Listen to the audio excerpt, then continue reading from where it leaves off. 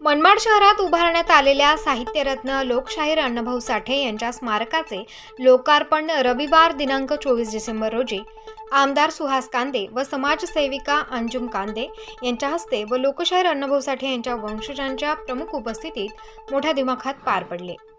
मनमाड येवला रोडवर Indira Gandhi shopping centre समोर लोकशाहीर अण्णाभाऊ साठे यांचे स्मारक आमदार सुहास कांदे यांच्या प्रयत्नातून उभारण्यात आले आहे।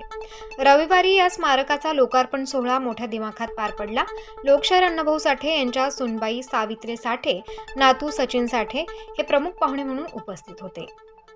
अनेक वर्षांपासून प्रतीक्षेत असलेल्या स्मारकाचे काम आमदार सुहास कांदे यांच्या प्रयत्नातून पूर्ण होऊ शकले असे उपस्थित मान्यवरांनी गौरवोद्गार काढले आहेत। यावेळी युवा सेना जिल्हा प्रमुख फरहान खान, माजी आमदार राजेंद्र देशमुख, माजी नगराध्यक्ष राजेंद्र पगारे, रिपाईचे जिल्हाध्यक्ष राजेंद्र अहिरे, साईनाथ गिडगे, योगेश पाटील, नितीन पांडे, सरपंच राजेंद्र पवार, स्वाती मगर, सुनील हांडगे, नारायण पवार, मुख्याधिकारी शेषराव चौधरी, तहसीलदार डॉक्टर सिद्धार्थ मोरे, पोलीस निरीक्षक बाळासाहेब थोरात, अल्ताफ खान, गंगादादा त्रिभुवन, राजेंद्र भावड, सचिन संघवी, अमजद पठाण, अमीन पटेल, इरफान मोमीन आदी मंचावर उपस्थित होते।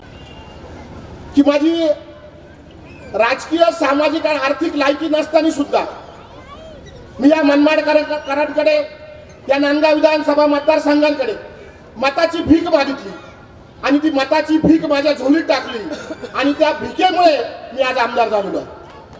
खरं तर अनेकांनी सांगितलं की 30 वर्षापूर्वीचा शब्द पूर्ण केला। मला आजही तो दिवस आठवतो। चौफुलीवर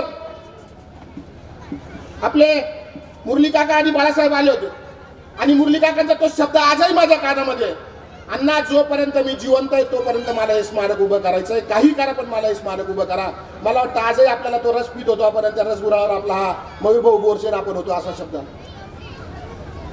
खरं तर आज प्रत्येक जण सांगतो पाणी आलं, स्मारक होत आहेत, रस्ते होत आहेत, परंतु मी जर त्या मागे जर माझी कोणाची जर माझ्या मागे ऊर्जा असेल तरी नांदगाव विधानसभा मतदारसंघाची। स्टार न्यूज साठी बाबासाहेब कदम, नांदगाव।